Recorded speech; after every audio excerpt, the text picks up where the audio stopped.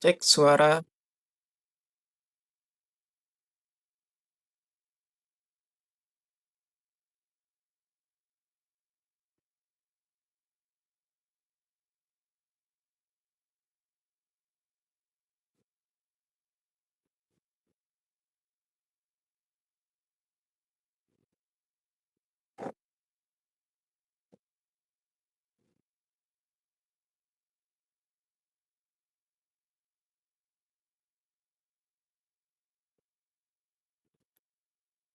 Halo.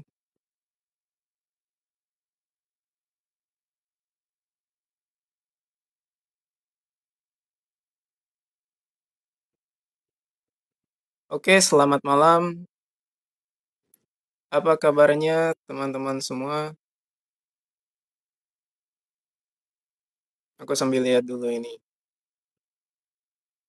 Cek mana fitur-fitur yang bisa aku gunakan. Seperti latar belakang ini enak nggak? Halo. Nah,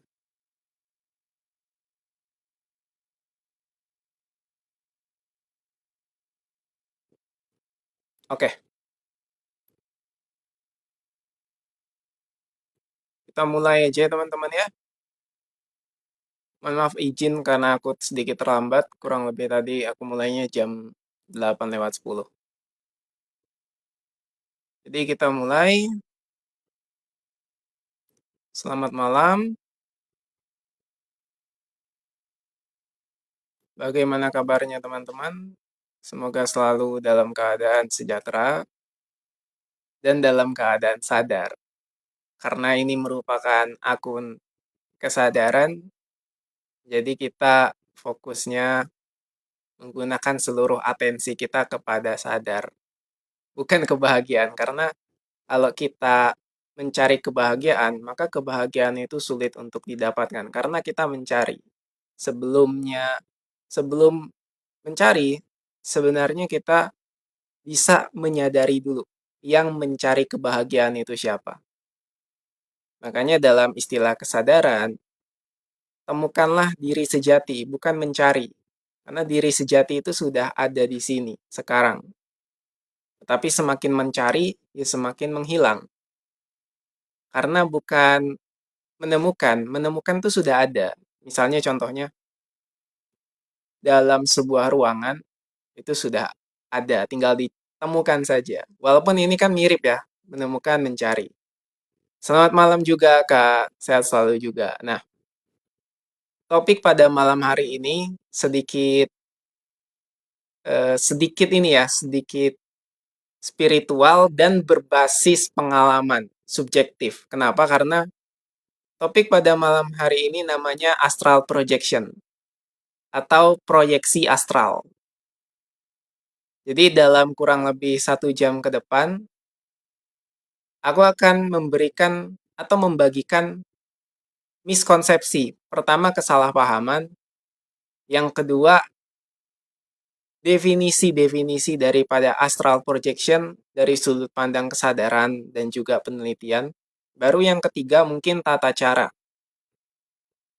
Singkat cerita, ya, sebelum kita bahas proyeksi astral, astral projection, mungkin ya, ini bermanfaat nggak?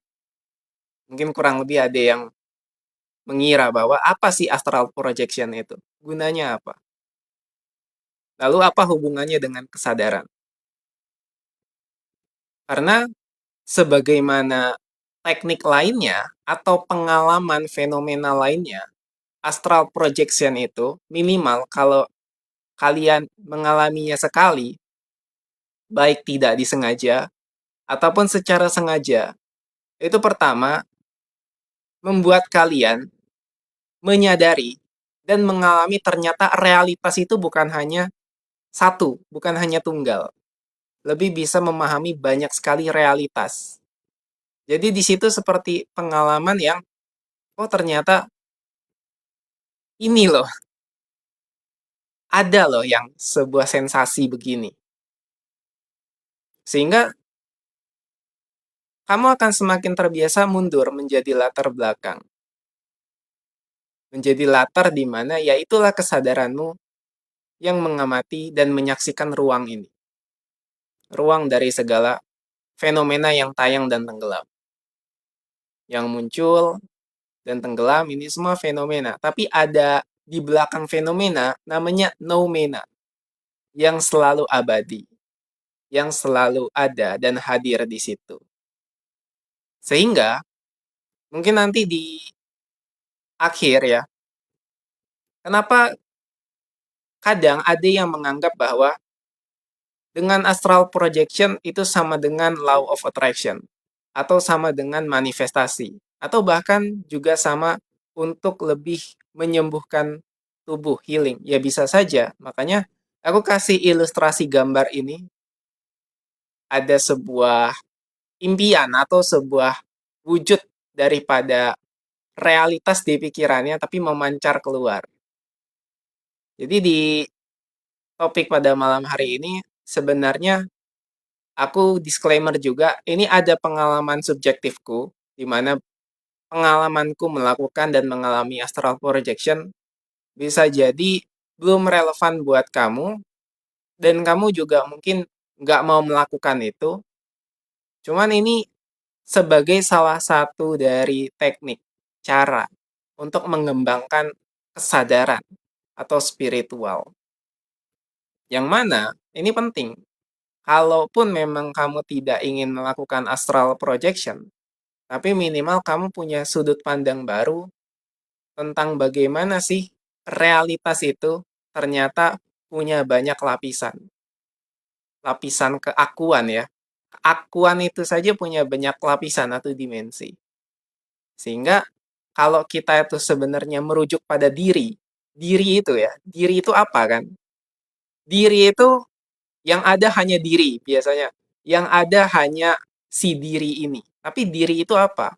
Apakah yang dimaksud dengan saya atau realitas di luar ini termasuk diri itu? Nah, itu pembahasannya di ranah ketuhanan. Tapi kita sekarang ringan-ringan saja pembahasannya. Yang mana segala fenomena realitas itu terjadi dalam diri. Nah, jadi sekarang dalam diri ini punya spektrum yang sekarang kita alami dan disebut oleh pikiran, disebut perasaan. Makanya namanya astral projection. Astral projection atau proyeksi astral. Kenapa proyeksi? Apa itu astral? Nah, kita akan bahas sekarang. Oke ya, kita mulai. Jadi ingat, dalam kesadaran yang sering aku sudah bahas, itu penting untuk tahu bahwa adanya atensi, lalu intensi, dan koneksi. Minimal 3 itu. Sebelum bahas vibrasi, frekuensi, konsekuensi, manifestasi, meditasi itu. Minimal ada 3 yang boleh kamu ulang-ulang dan boleh kamu alami tentang atensi, intensi, dan koneksi. Nah, ini juga berhubungan. Pada saat kita memiliki niat atau atensi kita, dan atensi nanti dipengaruhi dan mempengaruhi intensi, sehingga terjadi koneksi. Nah, sekarang kita lihat nih, masih nggak di antara kalian, ya, atau di sekitar yang mendengar tentang proyeksi astral? Kalau di Indonesia tuh lebih sering disebut apa ya, raga sukmo ya, rogo sukmo. Seakan-akan ada tubuh atau ruh atau jiwa itu yang keluar dari tubuh. Padahal kebalik, dalam kesadaran, tubuh itu di dalam kesadaran. Jadi itu proyeksinya. Tapi memang istilah saja agar pikiran bisa merasakan sensasi keterpisahan.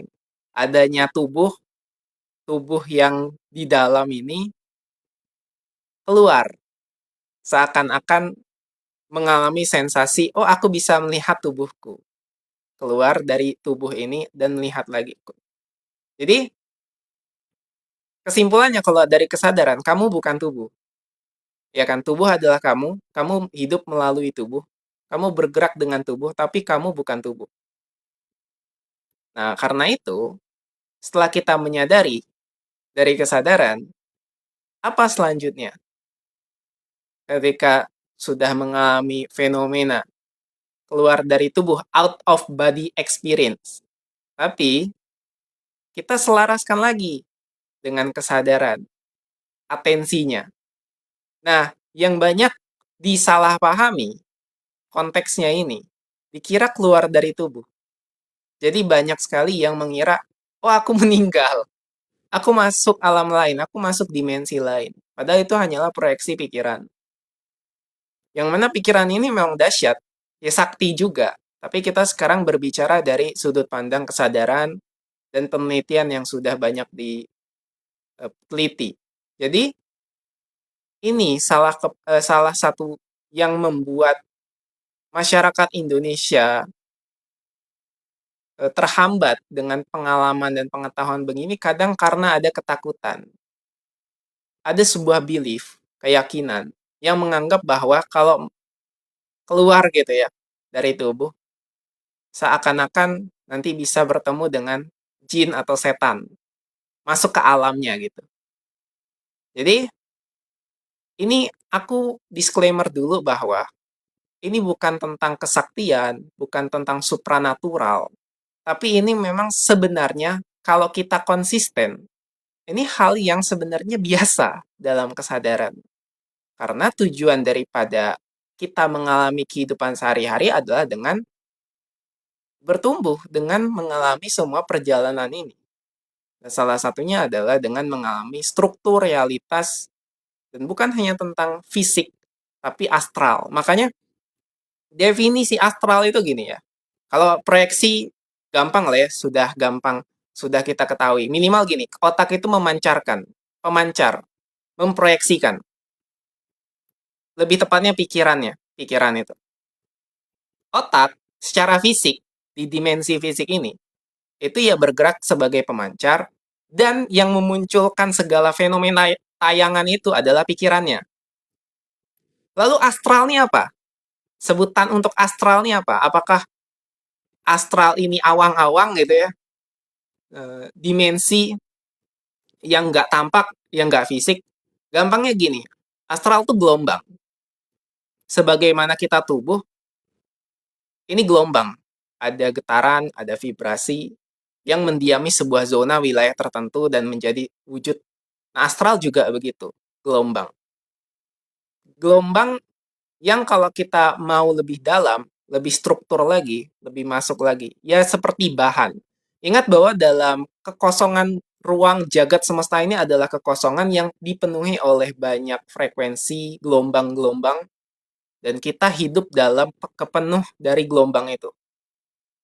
Nah, gelombang-gelombang ini, ya, termasuk namanya astral. Astral ini sebagai bahan, bahan untuk pengalaman. Contoh gini lah, ketika kamu melihat sesuatu, warna, misalnya warna kursi ini kan di belakangku ini kuning kan. Nah, pertanyaannya gini, apakah semua orang melihat warna ini warna kuning? Ya, kalau yang buta warna gimana? Artinya apa? Artinya bukan soal objeknya, tapi soal mekanisme otak di pikirannya bekerja. Kalau dia buta warna, mungkin bisa melihat ini warna putih. Begitu juga dengan makanan. Ya, makanan, misalnya nasi goreng, enak. Aku bilang enak, temanku bilang enak, ada satu orang lagi bilang nggak ada rasanya. Berarti bukan di objeknya, tapi mekanisme bekerja, indera bekerjanya itu. Nah, jadi astral tuh bertemu bahan dengan gelombangnya. Itu astral. Ada bahan, ada gelombangnya. Ya, jadi seperti tadi, ada bahan makanannya, bertemu dengan lidah kita, ada rasanya. Nah, pengalaman itu namanya proyeksi astral. Yang lebih tepatnya sekarang kita sebut seperti out of body experience. Tapi itu istilah ya, jangan sampai disalahpahami bahwa seakan-akan ada ruh yang keluar dari tubuh. Nah, itu penting karena yang paling penting pertama-tama untuk kita garis bawahi disclaimer itu banyak sekali kesalahpahaman orang tentang ini keluar dari tubuh, masuk ke dimensi lain, Padahal masuk ke dalam batin atau kesadarannya yang lebih dalam. Yang pancarannya, proyeksi pikirannya itu tergantung dari data, dogma, atau pendamannya. Sehingga kalau lebih banyak setan, hantu, jin di pikirannya, yang muncul begitu eksistensi dari gelombang atau setan-setanan itu. Jadi contoh misalnya aku punya pengalaman pribadi aku. Kecil aku begitu, aku ngelihat setan, ngelihat hantu, mimpi, terus kayak keluar juga dari tubuh. Tapi waktu masih kecil, kurang lebih masih SMA, SMP gitu. Tapi setelah dewasa, belajar, aku nggak percaya hantu lagi, nggak ada itu. Aku bilang itu halusinasi. Berarti itu kesadaran kan? Terlepas dari eksistensinya. Tapi sekarang nggak ada. Kalaupun aku melakukan astral projection lagi, nggak ada, nggak muncul. Setan-setanan tuh nggak ada. Halusinasi gitu. Jadi ini tergantung dari data yang ada dalam pikirannya. Pikiran tinggal memunculkan, memproyeksikan itu. Makanya lebih mudah mengajarkan astral projection ke orang-orang yang memang skeptis atau memang yang dia tuh nggak punya belief, nggak punya keyakinan tertentu terhadap itu. Sehingga kalau dari awal punya keyakinan tertentu, malah susah. Selama, jadi ya selama dia punya keyakinan itu, keyakinan yang melimitasi, ada setan, ada makhluk-makhluk yang dia pikir menakutkan, jadi akan lebih susah bagi dia mengalami astral projection. Lebih sulit karena dia terbebani, dia jadi takut.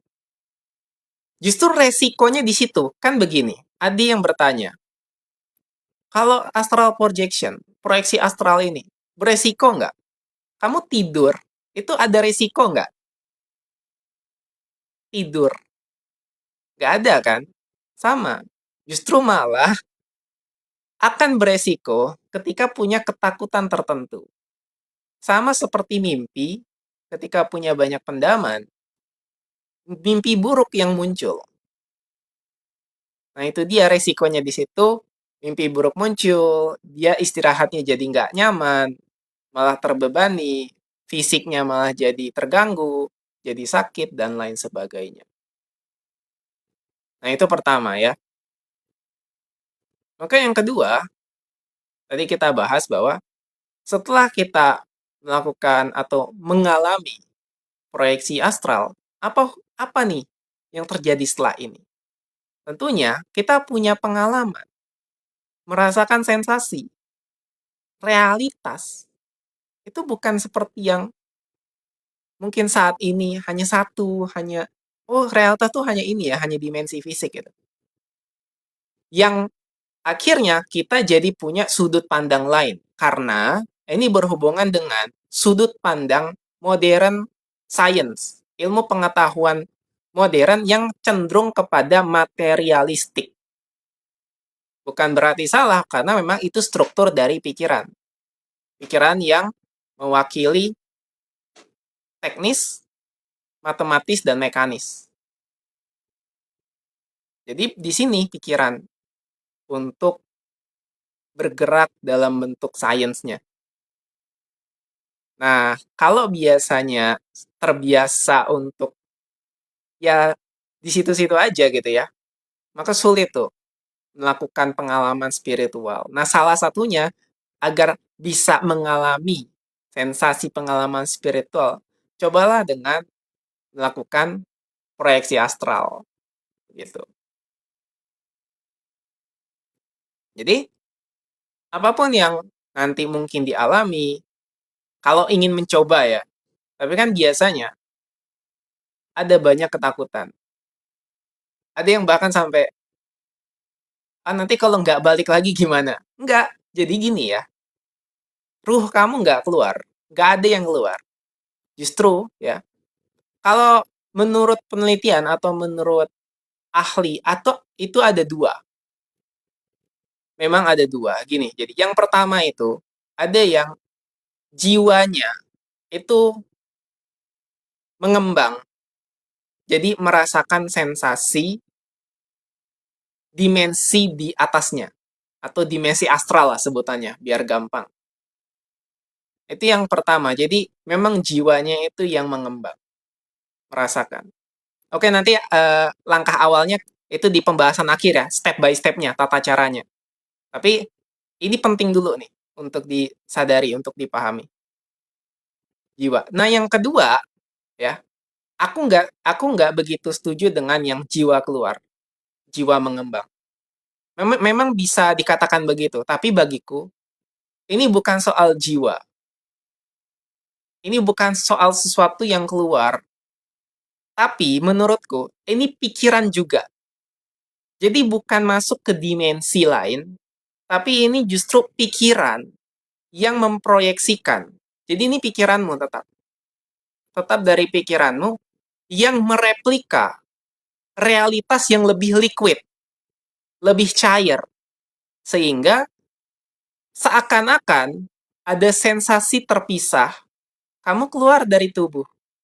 Yang mana itu tampilan dari pikiranmu yang sudah mengcopy atau bukan mengcopy ya, memang sudah di situ realitasnya. Tapi pikiranmu tuh masuk ke dalam gelombang realitas yang lebih liquid. Liquid tuh lebih lebih cair, gimana ya? Memang susah untuk dijelaskan. Karena nanti kamu bisa terbang atau kamu bisa ngapa-ngapain itu bisa. Tapi biasanya itu tergantung dari orangnya. Oke ya. Pikiran yang memproyeksikan sama pikiran yang mengimajinasikan apa, Kak? Eee, Proyeksi itu kalau kamu dengan sebenarnya ini katanya sama, cuman kalau kamu punya sudut pandang untuk membedakan, tergantung dari sudut pandangmu. Kalau proyeksi, itu lebih kamu visualisasi keluar, imajinasi di dalam. Tapi tergantung, kalau misalnya definisi kamu tentang imajinasi itu sama dengan visualisasi, nggak masalah. Tapi kalau menurutku, ya, untuk mempermudah referensi bagi otak kita, bagi pikiran kita. Karena bagiku visualisasi atau proyeksi itu di depan wajah kita. Misal gini ya, misal imajinasi itu di dalam sini. Jadi aku membayangkan burger, burger, ya, burger. Oh, di dalam sini. Udah, ada tampak burger. Oke. Nah, sekarang bedanya proyeksi segini. Burger ada di tanganku. Proyeksi. Rasanya, aromanya, nah di situ. Proyeksi. Nah, di sini, di luar sini. Bukan di dalam, tapi di sini. Ini proyeksi. Nah, jadi kombinasi antara imajinasi dan proyeksi nanti menghasilkan daya cipta.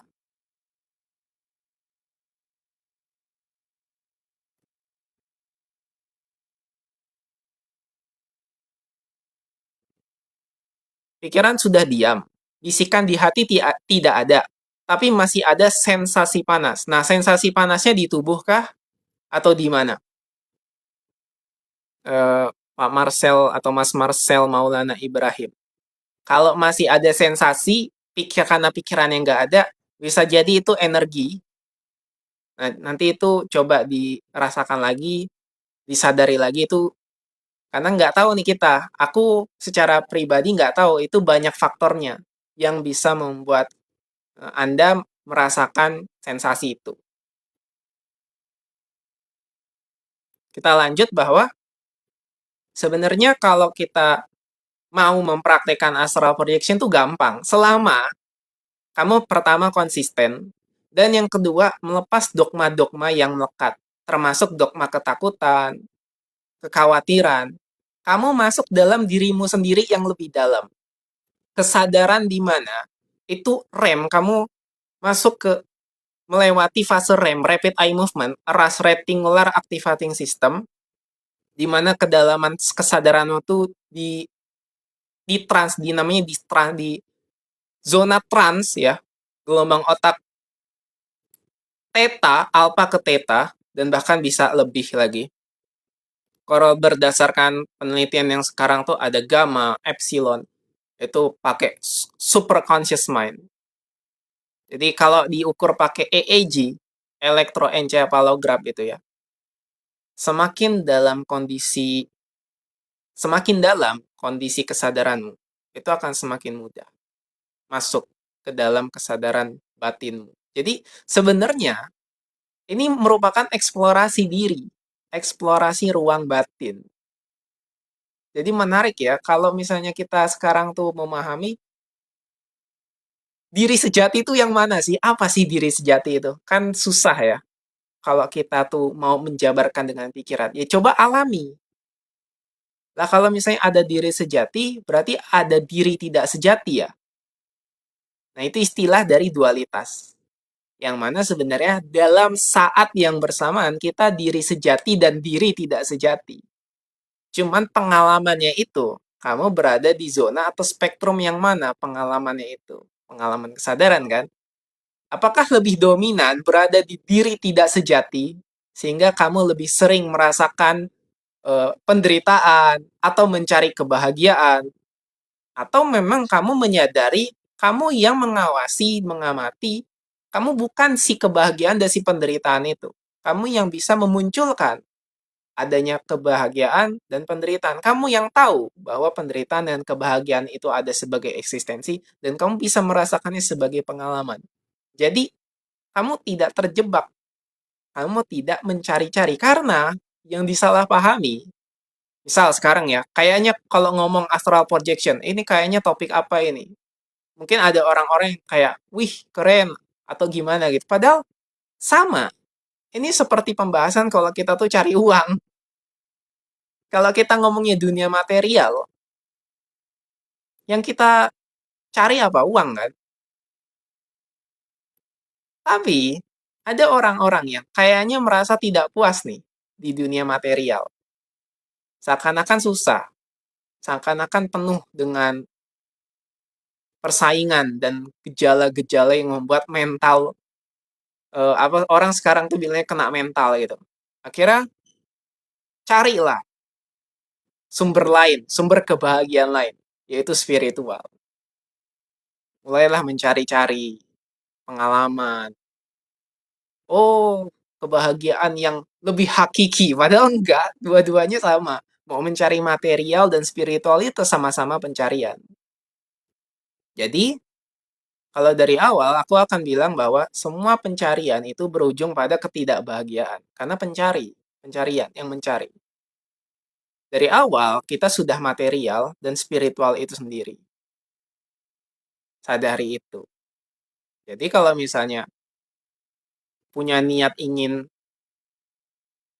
melakukan, mengalami astral projection ini, ya coba sadari dulu. Kenapa, alasannya.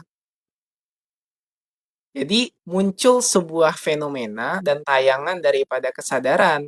Niatnya, intensinya juga benar, selaras. Bukan karena pendaman. Kan ada yang ya biar bisa masuk ke dimensi-dimensi lain gitu.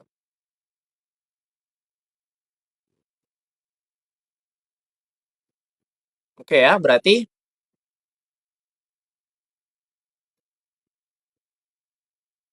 cara bertemu diri sejati. Berarti ada diri yang tidak sejati. Nanti bingung tuh, pikiran tuh bingung. Karena itu dia akan terus mencari diri sejati itu yang mana ya. Pokoknya sebenarnya jawaban untuk bertemu diri sejati ataupun bagaimana caranya itu bukan di jawaban kata-kata. Jadi kata-kata tuh pasti bias, pasti begitu. Kata-kata tuh hanya untuk mempermudah pemahaman. Sisanya praktek, pengalaman. Maka kalau pembahasannya di situ, banyak guru-guru itu ya praktek. Kamu lakukan ini, jangan banyak tanya. Kalau di Zen itu ya, di ajaran Zen, sampai muridnya tuh kadang ada yang dikeplak, dipukul gitu. Nanti ngeblank dia. Ngeblank besoknya tuh sadar. Besoknya, oh aku yang sejati yang ini. Tapi dikeplak dulu. Ada yang begitu kan. Fenomena dan tekniknya, metode. Jadi ternyata memang bukan tentang kata-kata. Tapi kalau dengan kata-kata, ya minimal membantu bahwa bertemu dengan diri sejati itu adalah dengan berhenti mencari. Itu sangat paradoks ya. Jadi alami sensasi dari semua pengalaman hidupmu itu menjadi sebuah perayaan. Perayaan sebenarnya intinya. Ketika kamu sudah merayakan itu, maka yang merayakan tuh nggak ada. Yang ada hanya perayaan. Sensasi daripada apa yang kamu sebut dengan diri sejati juga lenyap. Nggak ada. Dalam kesadaran semua itu nggak ada. Fana. Yang ada hanya kesadaran itu sendiri. Jadi kamu mengalami semua itu, di saat yang bersamaan, kamu mengalami, tapi di saat yang bersamaan itu, tidak ada yang mengalami. Memang susah emang kalau dalam bentuk kata-kata. Ya, sebenarnya gini ya, ini paling gampang ya, aku paling gampang untuk menyebut tentang bertemu dengan diri sejati itu. Semakin kamu praktek, terbiasa, masuk ke dalam latar belakang sebagai kesadaran, yaitu kamu mengalami ruang daripada diri sejati. Sebenarnya itu tinggal dialami dan dipraktekkan. Marah, sedih, jengkel, kecewa, apapun itu, alirkan saja, terima secara total. Sehingga kamu ya enak, enjoy. Walau Bapak enjoy pun dalam penderitaan. Karena yang paling sulit bagi manusia adalah hidup tuh harus ada artinya. Itu yang paling susah. Dia harus punya pemahaman hidup ada artinya, hidup harus ada harapan. Tapi kalau di kesadaran, ya, yang murni, tujuan hidup apa? Ya hidup itu sendiri. Gak ada tuh yang namanya harapan, gak ada tuh yang namanya Tuhan bahkan. Nah, tapi itu bahaya. Gak bisa langsung begitu ngomongnya. Makanya kita dengan diksi dan kata-kata yang pelan-pelan bisa dipahami dan diterima oleh ego minimal. Perbedaan diri sejati dan guru sejati itu penjelasannya gimana ya? Sebenarnya sama aja sih. Itu beda di sini aja, beda di istilah saja. Kalau kamu bertemu dengan diri sejati, kalau misalnya yang kamu maksud adalah diri, dan guru sejati juga adalah diri, itu adalah satu kesatuan yang sama. Tapi kalau misalnya kamu punya pikiran bahwa guru itu harus dari luar diri kamu, coba sadari itu bahwa apapun yang kamu temui di luar sana, yang kamu anggap guru, yang kamu anggap mentor, itu adalah seseorang yang hasil daripada refleksi pancaran batinmu. Yang mana informasi dari luar, itu kan disaring oleh kesadaranmu dulu untuk masuk ke dalam dirimu. Sehingga kalau sudah masuk ke dalam dirimu, ada yang diterima, dan kamu naik kesadarannya, vibrasinya, yaitu akan terus membuatmu berkembang, bertumbuh secara spiritual. Jadi esensinya, diri sejati, guru sejati, Tuhan, itu sama saja. Semua itu adalah ada dalam diri. Ya, Sabtu depan ya, aku disclaimer, Sabtu depan aku bakal bahas secara serius tentang Tuhan, tentang ketuhanan. Jadi mungkin ya, karena selama ini aku belum pernah bahas secara serius tentang Tuhan dan ketuhanan itu. Karena, tapi aku udahlah, aku coba untuk bahas saja. Oke, nanti aku siapkan kata-katanya benar-benar aku siapin. Biar kalaupun ada yang kayak tersinggung dan sakit hati, ya sudah. Tapi aku akan siapkan dan teasernya ya, teasernya sekarang tuh. Dari kesadaran, Tuhan itu nggak ada. Nah gitu. Yang nanti akan kita bahas Sabtu.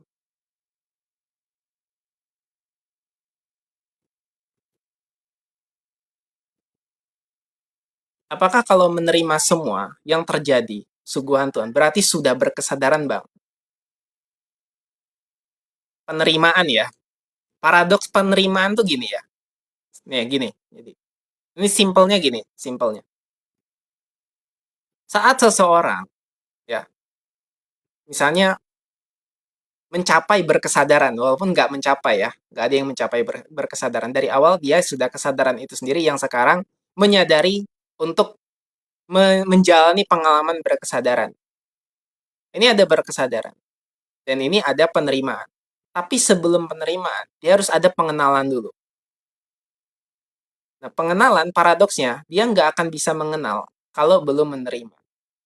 Ada penerimaan. Jadi kuncinya itu memang menyadari apakah diri itu benar-benar menerima atau tidak. Karena kalau belum benar-benar menerima, nanti jatuhnya ke berusaha menerima. Contoh kayak berusaha ikhlas, berusaha pasrah, berusaha sabar. Itu tipis. Pengalaman itu tipis. Seakan-akan benar-benar sudah terjadi, tapi itu hanyalah sekedar usaha. Nah, jadi secara kata-kata, kalau sudah menerima semua yang terjadi, berarti sudah berkesadaran, itu betul. Tetapi, dalam prakteknya, sudah benar-benar menerima belum atau tidak? Nah, kuncinya di situ. Prosesnya di situ. Nah, dalam berpraktek itu di situ. Kita berprosesnya, mau ikut kelas, berkesadaran, praktek, semua di situ. Karena kuncinya di situ dulu.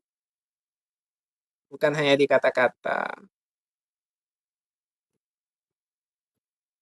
Ya, kesedihan dan kebahagiaan diterima. Ya, Bang, dalam ruang kesadaran. Yes, benar. Oke, kita akan bahas bagaimana mengenal Tuhan. Oke. Jadi ketuhanan aku akan bahas di Sabtu ya, depan ya. Aku mau benar-benar serius sekarang nih untuk bahas ketuhanan nanti di Sabtu depan. Karena aku nulis dulu ya kata-katanya, kalimatnya, biar nggak terlalu kemana-mana. Karena Tuhan itu adalah satu kata yang sangat berbahaya. Sangat bahaya. Nanti akan kita jelaskan dan bahas juga. Tuhan tidak ada tuh maksudnya apa? Bukan berarti tidak ada. Waduh, aku nanti malah kebablasan ketuhanan sekarang nanti. Dan aku akan bahas kurang lebih 2 jam nanti ya. Kalau sekarang hari ini aku ya sebentar aja singkat.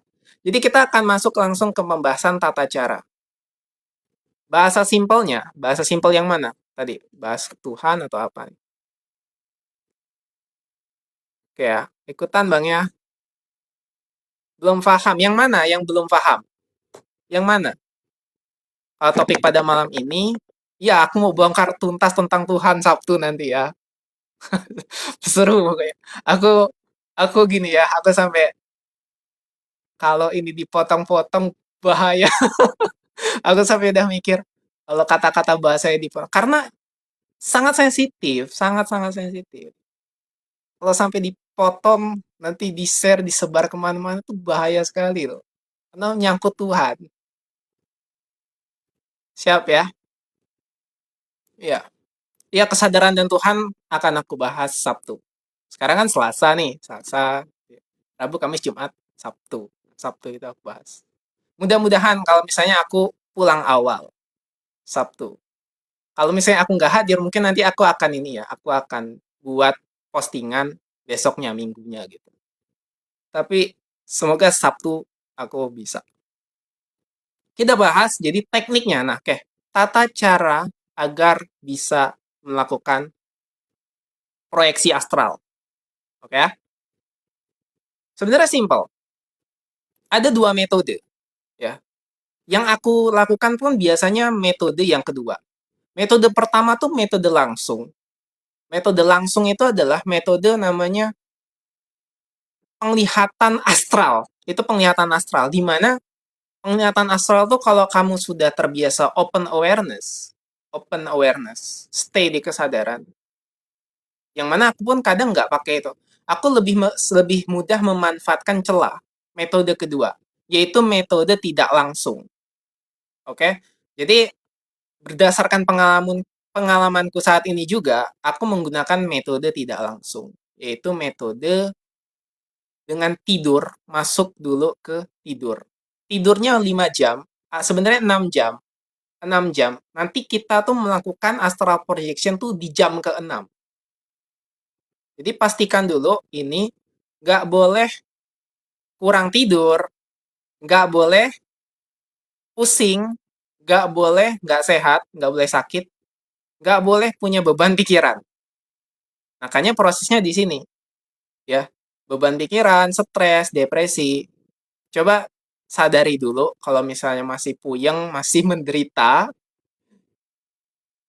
ya meditasi atau enggak mirroring, bercermin. Nah, setelah kamu sudah bersih, sudah melepas kemelekatan emosi, pendaman apapun itu namanya, ya siapkan kasur, ruangan, tempat tidur yang nyaman, sangat-sangat nyaman bagi kamu. Karena kamu akan tidur minimal 5 jam. Nah, usahakan kamu pun mengalami aktivitas itu masih di rentang waktu yang ketika kamu bangun nanti dari 5 jam, itu masih dalam keadaan gelap. Oke, masih dalam keadaan gelap atau enggak terlalu mataharinya tampak. Misalnya jam 10 gitu. Jam 10, ya kan? Kamu bangun jam 3 nanti dan ketika kamu bangun jam 3, aktivitas-aktivitas ringan, jangan berat. Hanya minum seteguk dan aktivitas apapun misalnya ibadah atau apapun yang bisa kamu lakukan yang membuat kamu stay di gelombang kesadaran theta dan alpha, minimal theta. Setelah itu, ya, kamu tidur lagi. Nah, setelah tidur, ini yang sering disalahpahami. Fenomena ini. Yang kadang disebut dengan ketindihan, ketempelan. Namanya ini, aku lupa ya apa istilahnya. Sebenarnya dia masuk ke dalam REM, Rapid Eye Movement. Apa istilahnya itu ya? Ya nggak kayak ketempelan, ketindihan gitu. Aku lupa istilah itunya. Nah, pokoknya kayak dia tuh kayak nggak bisa banget. Tubuhnya tuh dia sudah masuk ke dalam gelombang theta, jadi seakan-akan nggak bisa. Erep-erep juga ya, namanya kayak erep-erep kayak gitu. Tapi aku lupa istilah itunya. Jadi ketika kamu sudah mengalami itu, tantangannya di situ. Karena banyak dogma, banyak doktrin. Ah, tubuhku nggak bisa gerak. Tolong, tolong gitu. Ada yang sampai begitu. Ada yang muncul suara, tampak setan. Itu dogma, itu data. Makanya bersihkan dulu itu.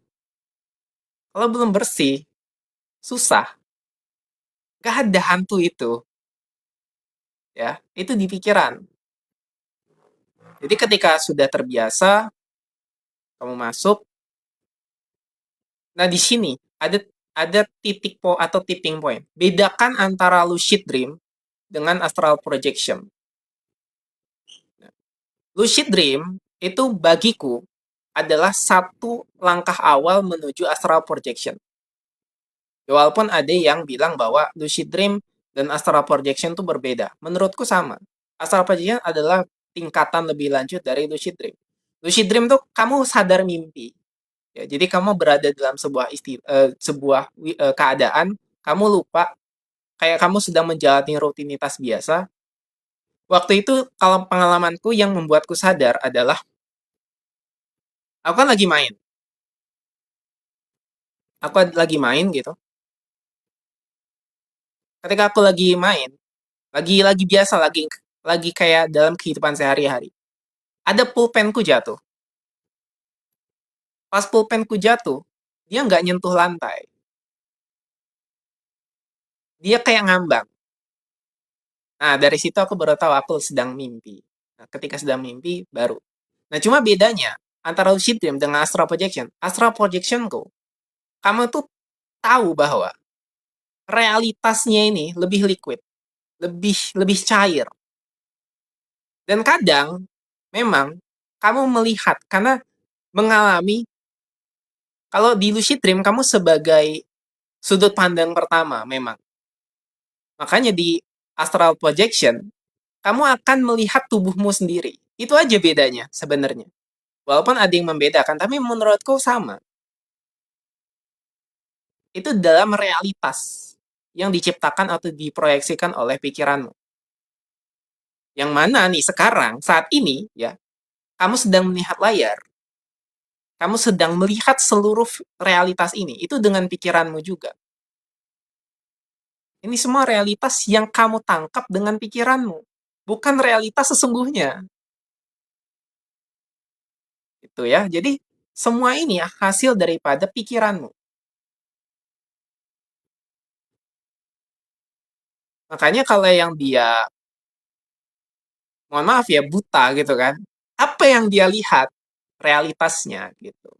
Jadi pikirannya juga bisa menciptakan realitas. Nah, termasuk sekarang kamu melihat realitas ini dengan pikiran. Jelaskan fungsi dan manfaat jika kita bisa masuk astral projection tadi sudah di awal untuk mengalami kesadaran atau spiritualitas. Jadi kamu bisa memahami fungsi layer lapisan daripada realitas. Dan kalau bisa kita lakukan berulang konsistensi dan praktek ini. Praktekkan yang sekarang sedang dibahas. Bagaimana memahami ini? Apa yang mau dipahami? Kesadarannya, terus astral projectionnya. Jadi aku lanjutin lagi bahwa kamu akan sampai di mana nanti setelah kamu tadi tidur, ya, kamu sedikit lupa, agak ngeblank, ya. Kalau kamu tuh lagi tidur, akan ada di fase itu. Nah, ini fase yang tricky-nya. Ada yang misalnya kalau kamu sudah sadar, ya tinggal sadar. Tapi kalau biasanya nggak sadar, kayak lupa lagi di mana. Oh, aku lagi di kasur nih, lagi kayak ngelanjutin aja tadi. Nah, coba kamu pelan-pelan, ya, guling-guling, guling-guling, guling-guling, guling-guling. Karena ini beda-beda caranya. Kalau aku pakai guling-guling, guling-guling, sampai nanti guling kejatuh. Kalau kamu jatuh, nggak rasakan sakit, itu kamu ada di astral projection. Terus nanti kamu ngelihat ada tubuh kamu nggak? Biasanya nggak ada tubuh juga nggak apa-apa. Kamu masuk dalam lucid dream, itu kamu tinggal tingkatkan saja ke astral projection, nggak masalah. Nah, semakin kamu konsistensi, semakin kamu terbuka dengan berbagai potensi itu, bisa jadi kamu langsung atau enggak pelan-pelan keluar rasanya ya, bukan benar-benar keluar. Rasanya tuh keluar dari tubuh. Sebenarnya yang keluar apa sih? Sebenarnya nggak keluar, tapi kesadaranmu itu yang meluas. Jadi periferal. Kamu melihat tubuhmu sendiri, melihat fenomena, melihat realitas. Ya sudah, dari situ kamu tinggal eksplorasi saja. Eksplorasi. Eksplorasi itu, feel-nya nanti, sensasi itu bisa kamu gunakan juga untuk manifest, untuk healing, untuk tubuhmu sendiri. Nah, aku juga punya nih, salah satu pengalaman ya.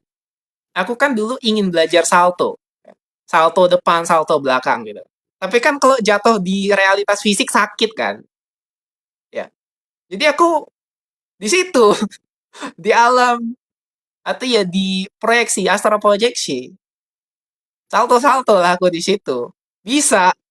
Nah, makanya aku sehari, enggak sehari, 3 hari. Jadi aku latihan, orang-orang pada kaget kan, baru sekali lihat gitu. Kok bisa gitu? Ya karena aku latihan di mimpi. Bisa itu. Itu dulu waktu aku masih SMA. Nah, sekarang lebih atensinya lebih kepada pengalaman spiritual. Nah, jadi akses daripada yang kita sebut dengan kesadaran, kekosongan, apapun itu tuh lebih mudah kita jangkau. Lebih mudah kita alami sebenarnya sensasi itu. Ada sensasi yang memang sulit untuk diungkapkan dengan kata-kata. Kalau menurutku ya tinggal coba praktekkan dan alami sendiri ruang daripada mimpi atau ruang daripada alam astral itu. Jadi manfaatnya itu ya, kamu lebih bergerak secara holistik, intuisimu lebih mengalir. Sekarang kenapa sih orang tuh banyak kaku, banyak terjebak pada pikirannya sendiri, banyak yang stres, depresi, gangguan jiwa. Ya karena pertama, lingkungan daripada yang kita sebut dengan dunia modern ini, sudut pandangnya cenderung kepada materialistik kan, materialistis. Ya, science dan bla bla. Ya sains nggak ada masalah dan tidak salah bahwa segala sesuatu ya itu merupakan eksistensi. Tapi sudut pandang kita terhadap eksistensi itu tidak melekat pada satu wilayah tertentu sebenarnya. Yang sebenarnya ya kita bisa lebih luas lagi.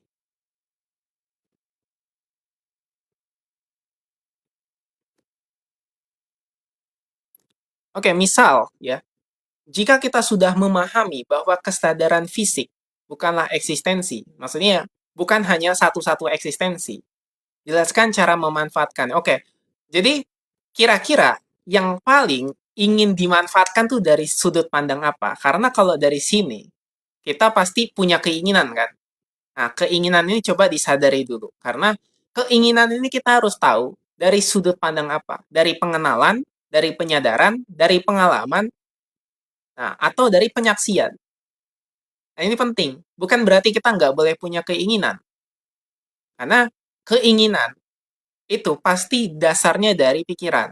Nah, jadi kita sadari dulu pikirannya. Di level mana dia? Dari tahap pengenalan, ya, penyadaran, pengalaman, atau penyaksian. Sehingga kalau sudah sampai ke tahap pencerahan, nggak ada lagi yang mau dijelaskan untuk cara memanfaatnya. Karena kita sudah sadar untuk memanfaatkan itu.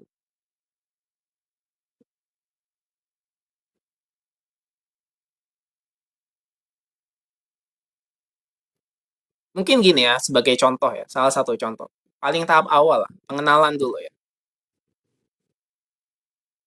Dengan kita mengenal bahwa eksistensi bukanlah hanya dari sudut pandang fisik, contoh ini pengenalan yang paling dasar, karena ini berkaitan dengan tubuh. Ya. Jadi kita bisa manfaatkan bahwa, oh, tubuh bukanlah aku. Ya. Tubuh bukanlah aku.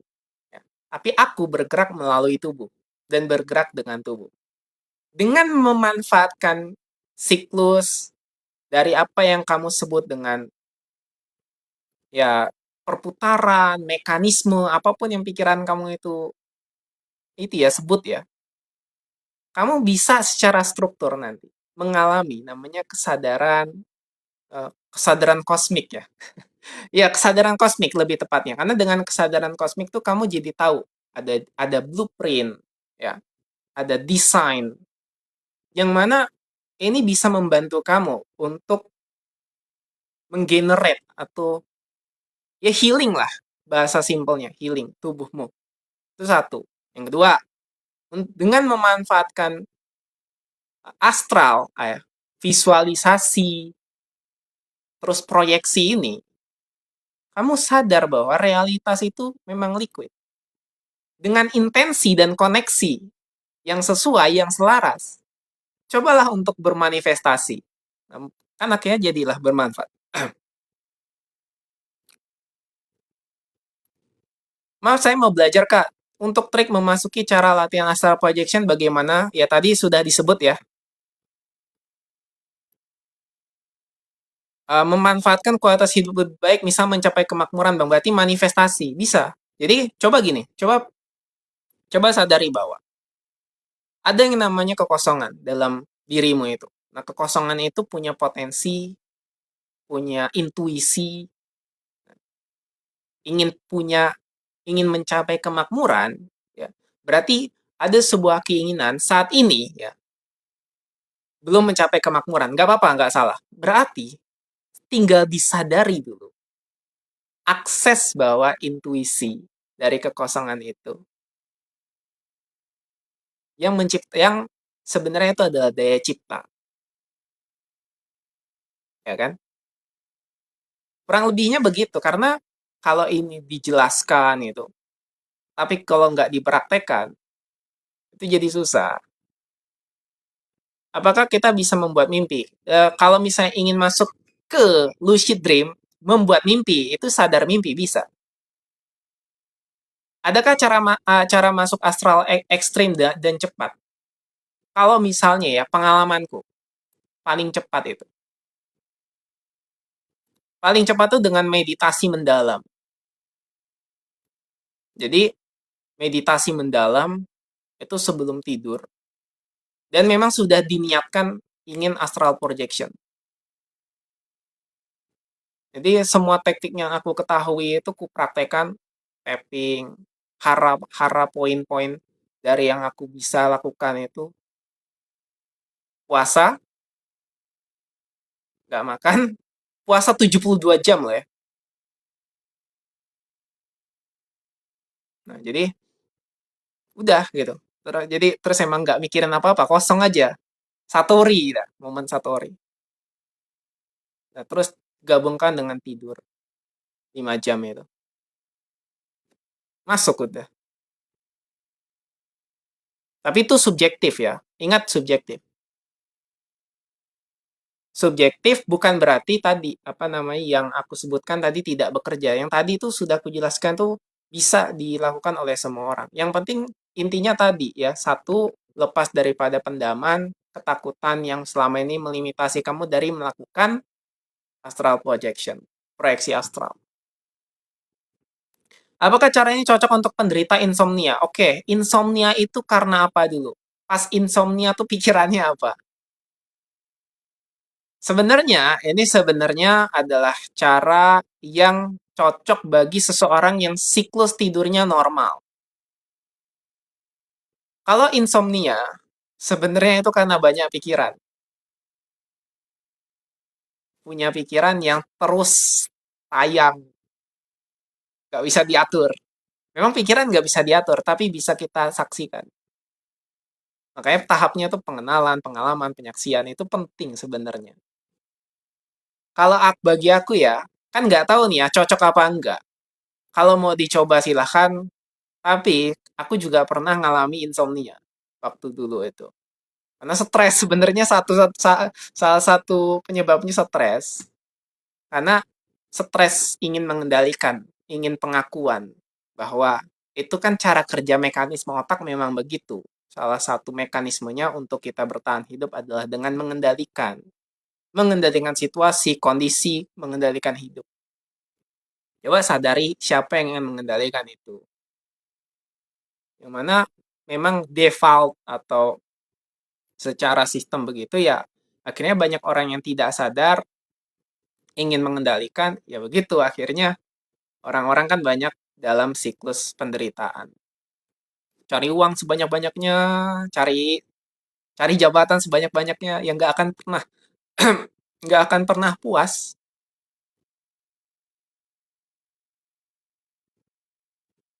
Aku tuh udah ngalami ya, jadi direktur, ditunjuk sama para pemegang saham. Diturunin kok, diturunin jabatannya sampai sampai hanya jadi karyawan biasa. Kenapa? Karena bukan berarti aku tuh nggak mau ya. Karena cara-cara di dalam perusahaan itu ya harus satu menjilat, harus yang ya begitu menggunakan survival mode. Ya udah, aku kayaknya memang mungkin saat itu kesadarannya sudah berada di area spiritual dan ingin membantu diriku sendiri berdasarkan spiritual. Ya sudah tidak kulanjutkan di area situ. Nah,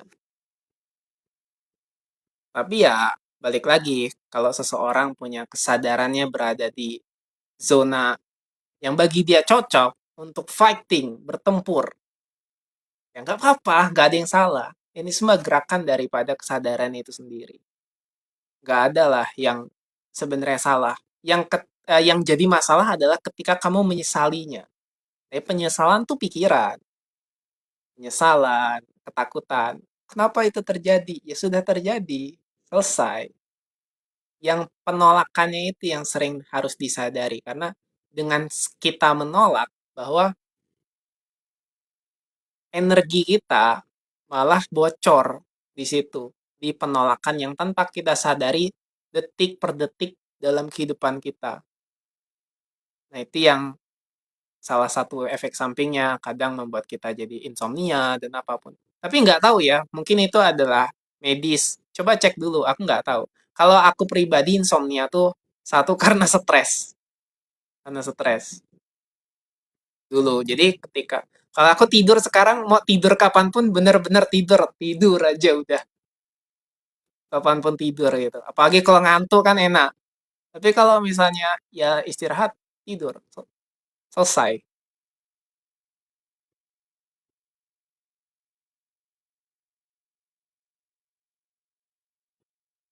Oke, jadi terakhir gini ya, kesimpulannya,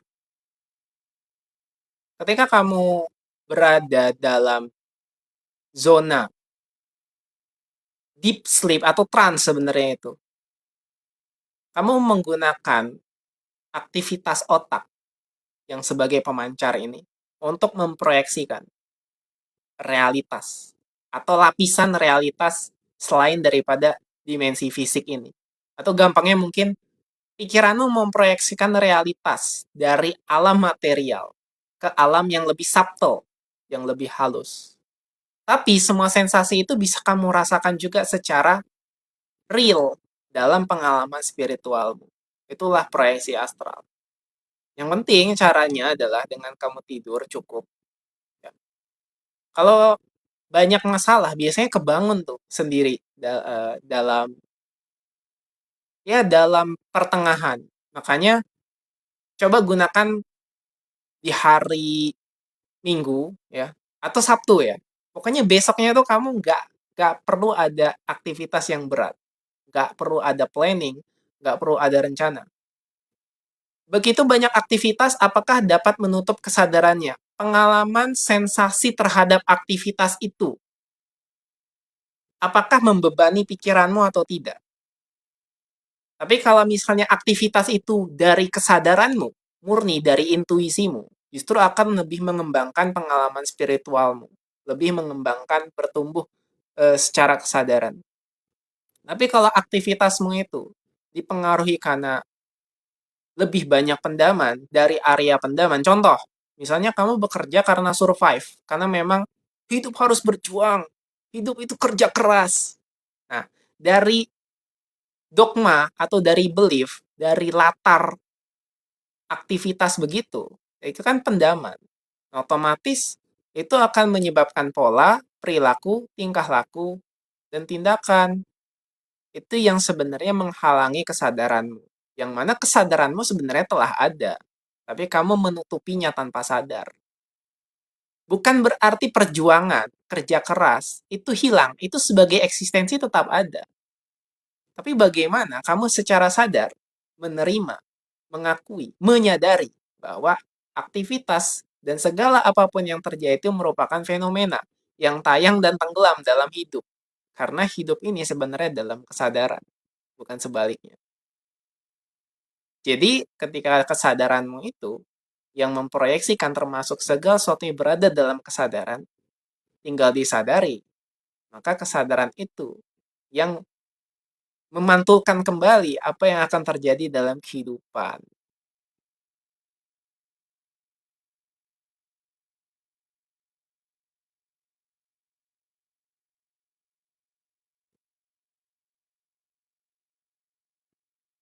Oke ya, berarti sudah cukup. Karena praktek yang penting ya. Jadi susunannya tadi berarti ingat tidur yang cukup, gunakan waktu luang, dan ini fase pentingnya ketika kamu sudah mengalami rapid eye movement atau erep-erep, aku lupa istilahnya itu yang ilmiahnya apa itu. Reticular activating system, rapid eye movement, yang istilah ketindihan itu. Aku suka lupa. Nah, setelah di situ jangan takut, ya, sadari saja, biarkan saja ngalir apa adanya. Karena pasti itu muncul dari rasa ketakutan dan dogma ketika ada sesak, terus muncul atau nggak bisa gerak. Justru itu alami saja. Semakin kamu biarkan, semakin kamu dalam masuk, nanti kamu akan tahu selanjutnya. Mau itu di lucid dream atau bahkan astral projection. Perbedaan pikiran dan intuisi itu gimana? Oke. Pikiran adalah pemancar yang mengalirkan atau yang memancarkan intuisinya. Intuisi itu nggak harus sih ya, gini ya, gampang. Kamu pernah nggak berada dalam momen ketika kosong, lalu muncul sesuatu, ngalir, inspirasi, tayangan, yang spontan. Pernah nggak kira-kira begitu? Misalnya punya masalah, terus meditasi. Mumet kan kalau dipikirin. Kenapa mumet dari pikirin? Karena problem tadi itu munculnya dari pikiranmu, dan kamu ingin mencari solusi dari problem yang ada di pikiran itu. Nyambung nggak? Jadi, air kan kotor nih, berkerak. Ya, keruh. Terus kamu mau cuci tangan dari air yang kotor itu, agar bersih tanganmu. Gimana caranya? Nah, kan nggak bisa. Nah, intuisi itu kira-kira adalah pikiran yang bersih ketika kamu membersihkan wadah, ya. Wadah air yang berada dalam dalam wadah itu, sehingga ketika dialirkan itu bersih. Itu bedanya. Jadi, nah cara membersihkannya gimana ya? Praktek. Sadari.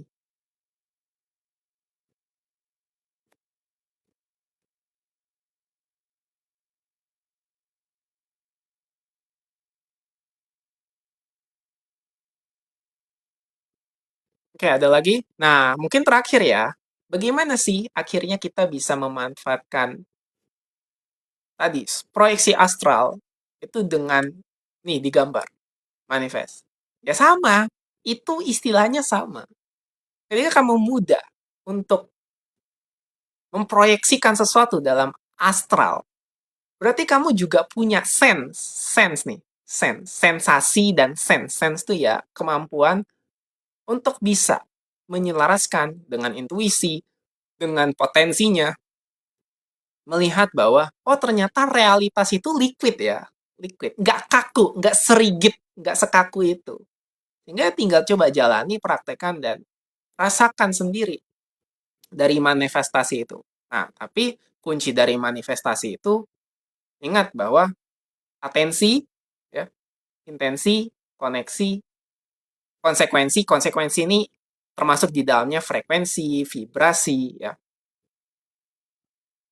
Terus meditasi dalamnya untuk kekosongan itu, untuk kamu mengisi bahwa, menyadari bahwa kekosongan itu, daya cipta yang menghasilkan sesuatu itu dari kekosongan, itulah meditasi. Menyelaraskan dengan vibrasi dan frekuensinya, barulah manifestasi terjadi. Jadi hukumnya itu, atensi, intensi, koneksi. Ketika kamu intensi, pasti terkoneksi terhadap apapun yang ingin kamu rasakan atau alami itu. Oke? Barulah di konsekuensi, ya, hukum being, hukum alam semesta, barulah manifestasi. Yes, sebenarnya sama dengan quantum jump. Itulah quantum jump tuh ya itu intinya. Atensi, intensi, koneksi, konsekuensi, manifestasi. Itu quantum jump. Oke, satu pertanyaan lagi. Apa pengalamannya?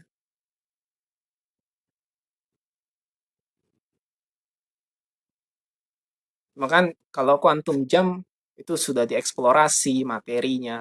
Sehingga ya terus ada banyak narasi, ada banyak semua kalimat diksi yang bisa membantu kita memahami secara pikiran ya. Tapi apakah cukup hanya di pikiran? Ya praktekkan dan dialami, disadari. Kata-kata tuh membantu, tapi kalau kita terjebak dengan kata-kata, maka gini ya, banyak orang yang akhirnya terus-terusan ikut kelas pelatihan. Itu bukan karena ininya, ilmunya, kesadarannya. Itu tapi karena sosok daripada pematerinya. Itu penting juga sebenarnya. Ketika dia percaya, dia trust, dia membuka dirinya terhadap sosok materi itu. Saling terjadi timbal balik ya, konsekuensi itu sendiri. Nah, akhirnya terciptalah daya cipta manifestasi itu. Di saat berbaring, oke, mau tidur, terasa bergoyang. Seperti ada di atas perahu gitu goyang-goyang. Itu apa ya? Oke, di saat berbaring mau tidur, terasa bergoyang. Oke, ini sensasi kan berarti. Pengalaman, sensasi. Sebenarnya nih, kalau dari kesadaran, semua sensasi itu adalah nuansa, ya. Adalah sebuah fenomena. Apakah masalah? Enggak.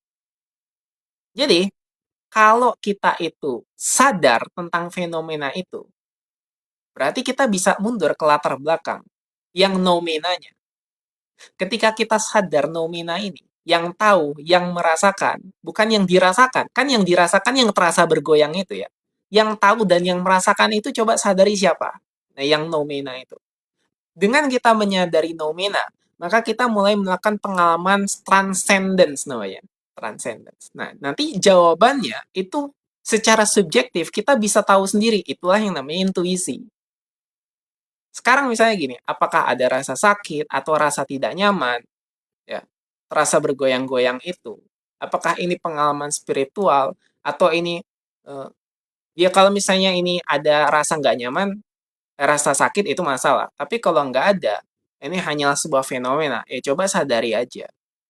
Sebenarnya nggak ada masalah kalau misalnya goyang-goyang gitu. Kalau memang itu hanya fenomena. Karena kita terbiasa dengan mungkin melakukan spiritual, melakukan meditasi. Karena aku pun sendiri itu pernah, ya banyak sih sebenarnya aktivitas yang kalau dilihat secara objektif itu nggak masuk akal. Kayak pernah melihat diriku mati, aku sudah mati gitu. Tapi kan kalau diceritakan aneh kan, itu aneh, nggak boleh juga.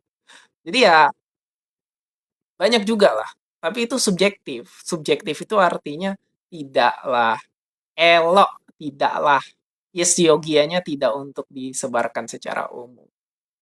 Karena paling tidak aku mendapatkan sebuah pengalaman kesadaranku sendiri untuk ya inilah pertumbuhan jiwaku.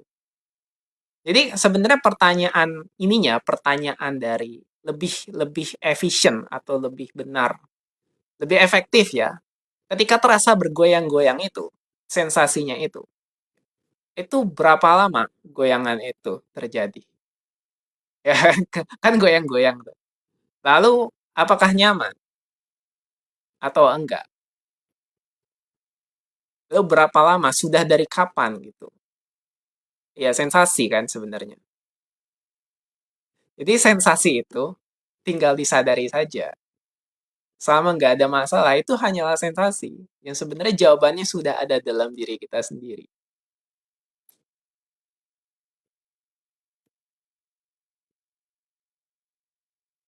Kalau sengatan seperti aliran listrik juga sebenarnya sensasi. Nah, sensasi aliran listriknya di mana? Coba. Di tangan, di kepala, di tubuh, atau di mana? Nyaman sih, tapi aneh aja karena baru mengalami. Oke, kalau baru aja mengalami, coba sadari aja terus. Atau total, kalau susah sadari apa? Biarkan apa adanya, tapi diterima secara total. Dada bagian kiri ya, sengatan listrik. Nyaman nggak? Sakit nggak? Atau kayak memang sekedar sensasi saja, sengatan itu? Bukan sengatan sih, kalau sensasi berarti kayak ada aliran listrik gitu kan. Oh sakit. Em, Kalau aku sih ya, memang aku juga pernah mengalami kalau di daerah area Kundali ini itu sakit, ya, kayak disengat listrik gitu. Tapi itu eh, ya memang itu pengaktifan atau memang pengaliran dari bawah cakra dasar. Tapi kalau menurut Pak Sugianto itu sakit, itu coba dulu. Kalau kalau menurutku ya, coba cek dulu. Kalau secara medis nggak apa-apa, nggak ada masalah. Oke, berarti kita akan jawab lagi di area yang lebih spesifik, di kayak bagian cakra, bagian energi. Gitu. Karena kalau untuk sekarang mungkin ya aku belum punya jawaban pasti karena ada rasa sensasi yang sakit. Biasanya, sorry, mau jatuh. Bentar, bentar, bentar. Lepas. Nah, oke ya. Jadi, kadang kalau ngomongin sensasi itu kan subjektif juga. Aku nggak tahu secara spesifik, karena yang aku alami juga berbeda. Kalau memang misalnya itu sebuah sensasi yang rasanya sakit, apakah itu masalah tubuh atau enggak?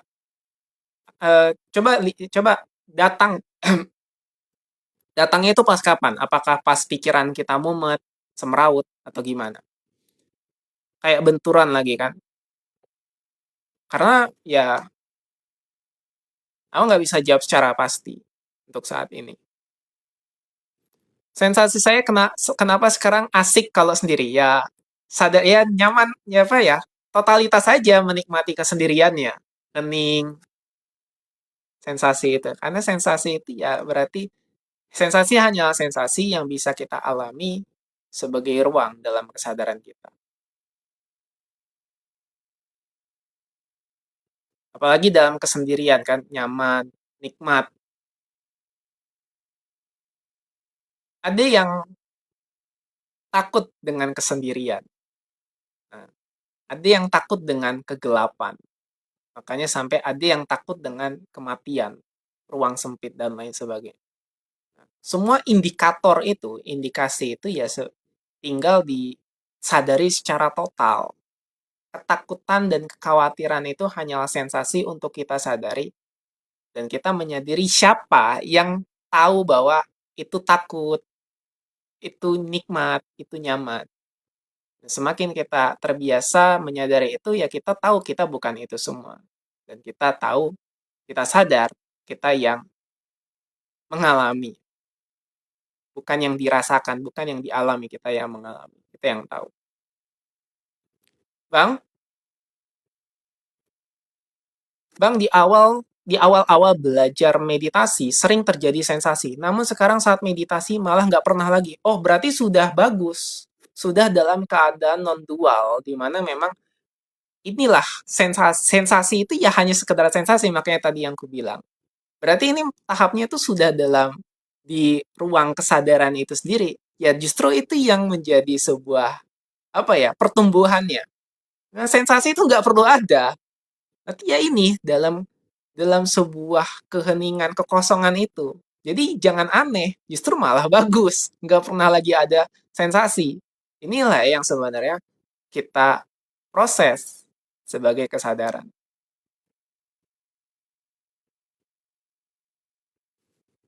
Aku yang mengamati itu semua. Oke, ini itu kadang-kadang saat mau tidur. Dalam keadaan tidur nggak pasti datangnya. Aku suka meditasi, Kak.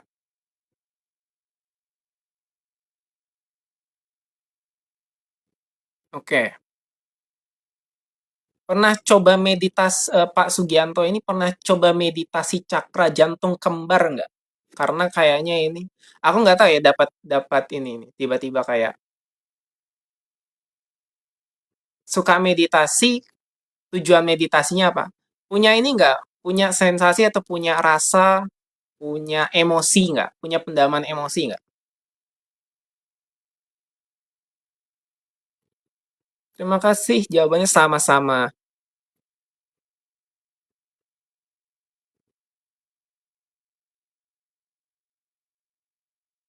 Keheningan. Ada meditasi namanya meditasi cakra jantung kembar. Jadi meditasi cakra jantung kembar tuh fokus memusatkan diri di area di jantung ya, di cakra jantung sambil membayangkan bahwa diri itu diri yang meliputi segala sesuatu termasuk bumi dan semesta ini menjadi nyaman. Tujuannya menjadi damai. Tujuannya sebenarnya efek sampingnya dunia itu damai atau tidak, tapi lebih tepatnya ke dalam batin kita sendiri yang damai. Nanti efek sampingnya kita tidak bertemu dengan orang-orang yang jahat atau toksik, tapi kita hanya selalu damai. Tapi coba dulu, kalau misalnya di sini ada sensasi, ada rasa, karena ini berhubungan dengan jantung dada, coba dulu meditasi jantung. Jadi meditasi jantung kembar tuh begini. Jadi pusatkan diri, semua sensasi itu pusatkan di area dada, jantung, sambil tangannya itu begini. Nah, ini aku nggak bisa ya. Nah, ini aku mau jatuh. Jadi tangannya tuh di area dada tuh begini. Kayak gini. Nah, tapi di depan dada gitu. Nggak perlu lama-lama, fokuskan saja dulu begitu. Biar di sini tuh siklusnya ngalir, muternya kiri kanan itu sinkron.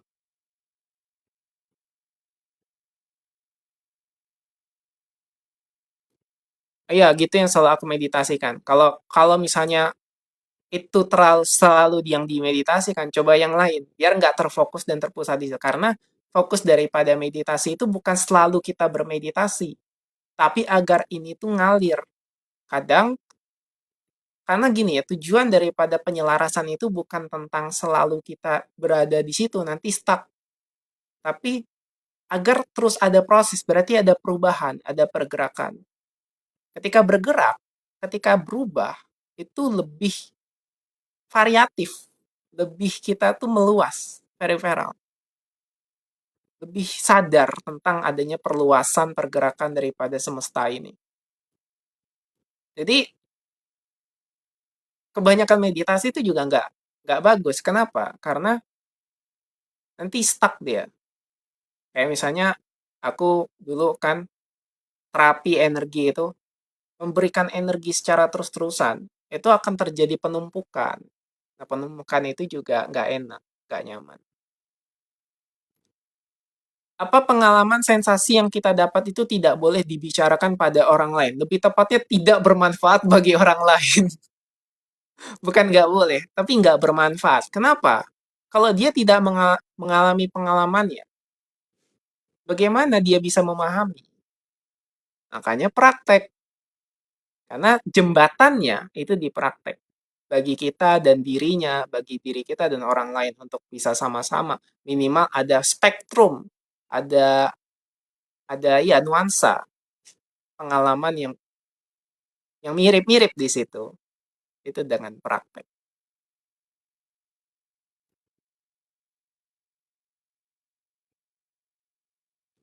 Oke ya, mungkin cukup sampai di sini. Karena Sabtu depan yang mungkin cukup gong, cukup seru. Aku mau bahas tentang sebenarnya nggak pernah tuntas ya bahas Tuhan, tapi memang aku secara serius ya. Selama ini kan aku cuma ngomong-ngomong yang di sini-sini aja, yang memang nggak terlalu mendalam tentang ketuhanan, tentang Tuhan. Tapi Sabtu depan aku akan bahas Tuhan dari kesadaran. Ya, udah itu aja sih dari aku. Ya mudah-mudahan nggak ada yang orang tiba-tiba motong Tuhan nanti kalau pas aku bahas Tuhan itu tidak ada, dipotong sama dia terus di-share. Wah, bahaya banget. Gak apa-apa lah, itu sudah menjadi sebuah konsekuensi. Jadi terima kasih untuk yang malam ini hadir dan berdiskusi denganku. Diri sejati mungkin akan terjawab juga ya nanti di bahas ketuhanan. Siap ya? Oke, terima kasih pencerahan malam ini sama-sama. Semoga membantu, semoga kita berjumpa lagi. Sampai jumpa di kesadaran-kesadaran berikutnya. See you next time. Bye-bye.